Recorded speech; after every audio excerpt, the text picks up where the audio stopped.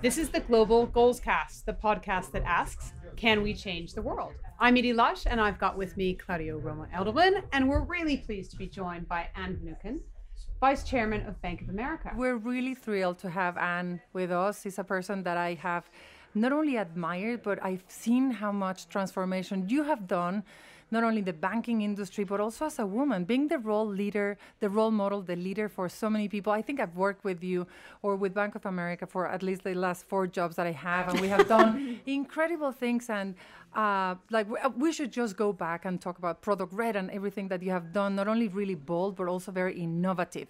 But I want to start with a question. Okay. So we are in the World Economic Forum in Davos. This is the first time that there are co-chairs. All the co-chairs are women.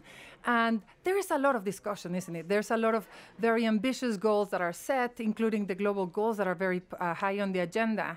But again, there's a lot of talk. But you go and do it. And you're deploying capital, serious capital, to make sure that those goals are achievable. Can you talk about that? Well, first, Edie, Claudia, thank you very much for having me. Fun to be your first podcast. Yes. Yeah. And what a privilege for us all to be in Davos. So, yes, I can talk about the our capital deployment initiative. The idea was that as we looked at the Sustainable Development Goals, they're so big and the issues are so overwhelming. And the fact is that philanthropy simply isn't enough to tackle them. Yep. So how could you tackle them in a way that it would be sustainable? How could you address this in a sustainable manner? We began with the environment because we had signed on with COP21 for a $125 billion commitment for environmental business. So first, we needed to make sure that we could actualize that. And secondly, we had a notion that if we could demonstrate business, real business opportunity, that it would take off in a way that philanthropy or something on a community level never could. And with a name like Bank of America, how could we not try to be part of the solution? So I'll just talk about the environment to begin with. In the early days, we did what you would expect us to do. We looked at our own footprint and committed to being carbon neutral by 2020.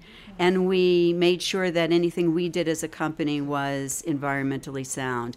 We had the first skyscraper in the world that was LEED Platinum or Platinum LEED. But we then tried to focus on business. What could you do for business?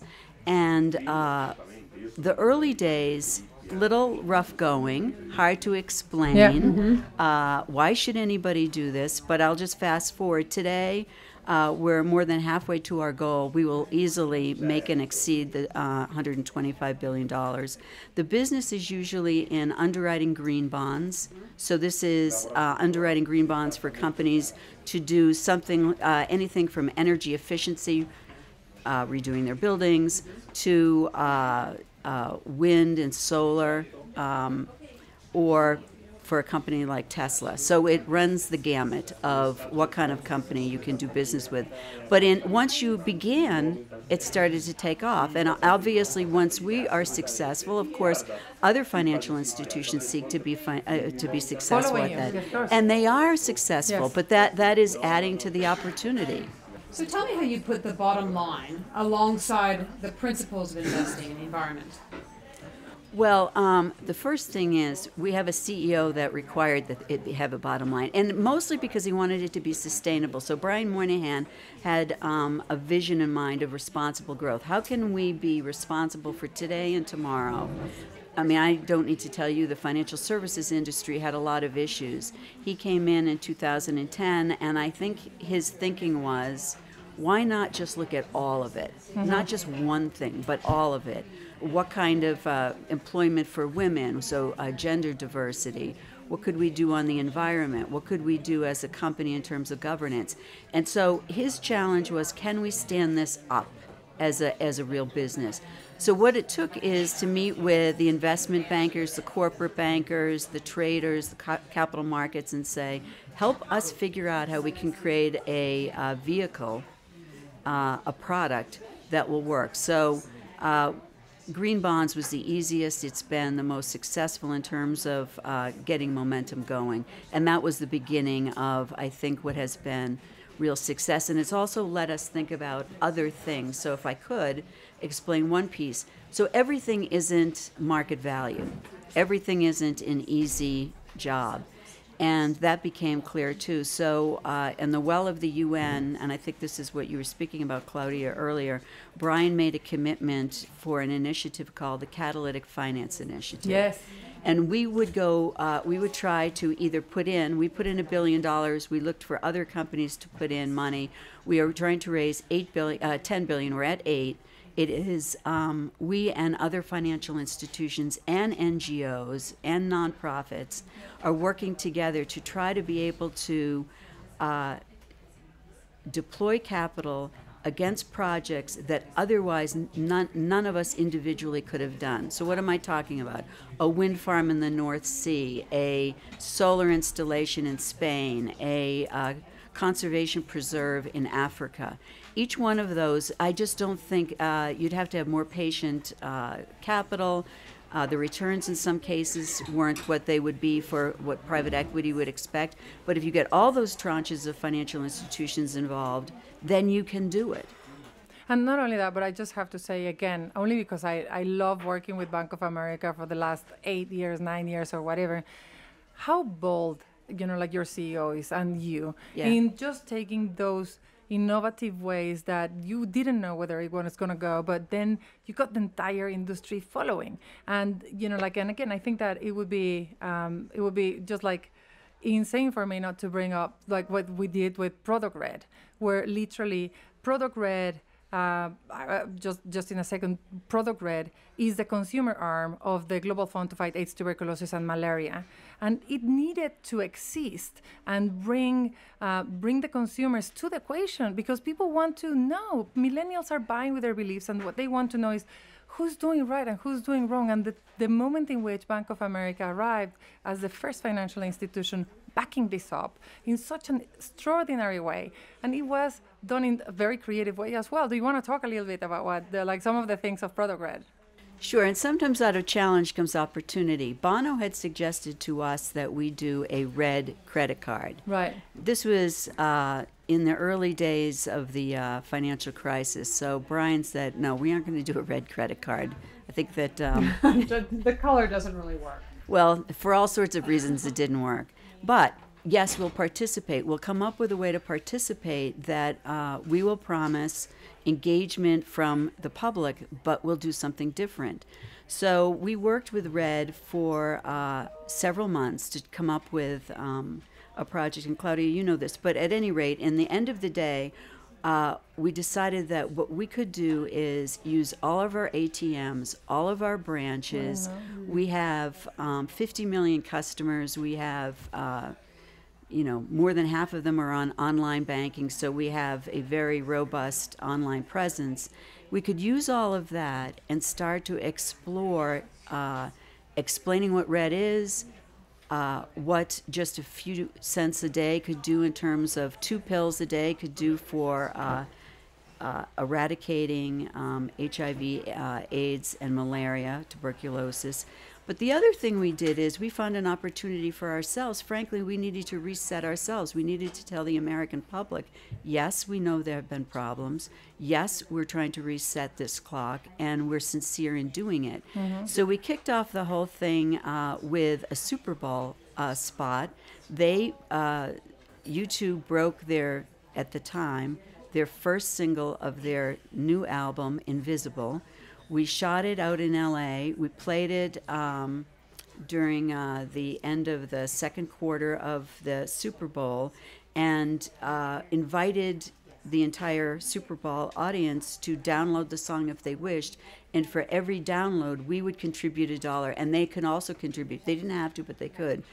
iTunes, Apple participated. So what better chemistry than Red, Bono, the Super Bowl, Apple, Bank of America joining together, and within 24 hours we had raised well over $3 million right. just on that alone. Right, and those are the type of those are the type of initiatives that have experienced, Right. like from Bank of America all the time. And I think that having CEOs and vice presidents like you being so bold and present about talking what we should be doing, not only what we could be doing, it's actually a great win-win, because Bank of America also, like probably benefits from having their consumers knowing that you have a heart and that you No, care. probably. I mean, we definitely have benefited. So our business is stronger than it's ever been. Our reputation has not only been repaired, but has flourished since. Our earnings are good. So on any level that you would evaluate the company, earnings, stock market, employee satisfaction. Yeah, well, we were talking before, like on the trust barometer of Edelman, the financial industry is coming up on trust again. So that's good. It's actually part of what it takes. Good. Tell me about some of the work that you've been doing in gender equality and equity within and pay equity within Bank of America. Great. So the first thing I'll tell you is it helps when you have a diversity of an employee base. 30% of our board are women. 40% of the executive management team are women. Half the population of the company are women. 40% of the general sort of management of the company are women. So that makes a difference right there, because you have diversity of thought, let alone gender. And there's nothing like having a meeting and it's not all one type of person, so that you might say, hold on, can you repeat that? Or, Right. I'm not sure I got that, or should we really be doing that? So that alone has, I think, changed things. The other thing is that we looked at our benefits. So about a year ago, or a little over a year ago, we made sure that no employee made less than $15 an hour. The lower paid employees have always had lesser health care costs.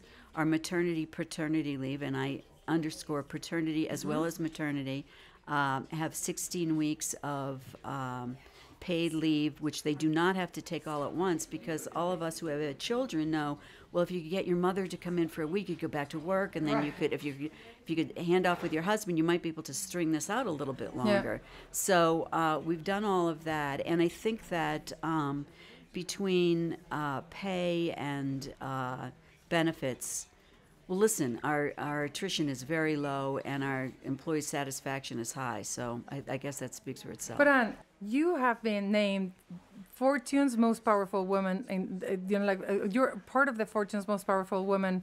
You're at Week's 2016 Power List, top 100 leader marketing. You were named the Advertising Woman of the Year by Advertising Women in 2013. So you're at the top. The woman in the top, in the top position in banking. How did you get there? How did you become like a woman in leadership? Like how did you get there? Many years. So that's one thing. But there are other women in banking. I have to say, in our own company and some other companies, I'm very encouraged by seeing more and more women. I mean, there are not enough of us, that's for sure, but this compared to 5 or 6 years ago even is impressive. I mean, my own journey is long, and lots of successes and lots of failures, and lots of sort of crummy years and then some good ones. And I think that's really how it is for most people, and I would just like to see more women get there more quickly than I did. I think it took me longer than I would have liked, but I just think that we're seeing some momentum, and obviously with the focus on gender parity, the Bloomberg report on gender equity, the movement in Europe about gender parity, the Me Too movement, all of that, the women here, all the co-chairs being women, I think this is our moment to press the point. So how do we keep the momentum? I think we have to continue to be as good as we can. I mean, it can't be a favor. It has to be what it's always been, which is not only do we deserve to be there, but we should be at the table. And we just have to insist that when you succeed, you reach back and make sure you're bringing someone else along. Right. I want to bring it back to the ESG, or the impact investing, because I know that that's important. And in Europe, where I live, in London, we've got about 85% of European investors incorporating some form of impact or ESG. environmental, social, and governance investing into their approach. That's compared with 49% in the US. Right. With things happening like the US deciding to pull out of the Paris Accord, how do you think that impacts this kind of movement? Well, first of all, the U.S. government pulled out. The Right. fact is, I think the companies stayed in. Our companies stayed in, and many others did. And let me just say a minute about that. The reason we stayed in is you can't make a commitment in 2015 and just pull out in 2018. I mean, this is a business opportunity for us. So this was not just philanthropy. I explained earlier, this is true business, so we're not going to pull out. And I think most of the other people or the other companies involved, particularly the larger ones, they're in it for the long term.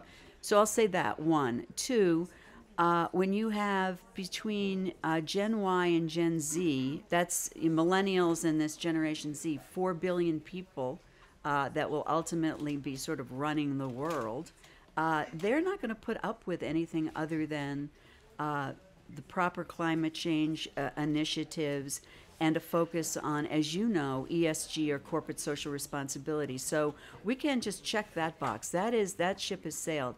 And I would tell you, it might be only 49% in the U.S., but I meet with our institutional shareholders. I probably have 50 meetings a year, and I can't think of one where they don't ask about ESG. Now, they didn't ask about it 3 or 4 years ago, but they have someone in the room, and they are sitting next to the portfolio manager, and we have to explain it. What are we doing on ESG? Is it sustainable?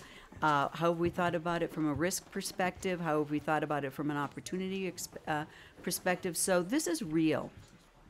How do you see, how would you like the world to be? So today, 5 years from now, when we're coming back to Davos and we're having another conversation for the Global GoalsCast, Yeah. how does it look like for women? More of us in leadership positions, one. Two, that they're not talking about women anymore. We've moved on to somebody else because we're so ever present. We've solved it. I would love that to be the case. I think we can't be apologetic, and I think we have to. Men and women have both strengths and weaknesses. I'm not sure they're always gender related, by the way, but I think that we have to be willing to help each other and move each other along. Yes, and that's why having you here and Finucane as our Vice President of Bank of America as our first ever interview of the Global GoalsCast is such a blessing because you're a role model and we need more like you. Thank you so much for being with us. Thank you. It's a great pleasure. Yes.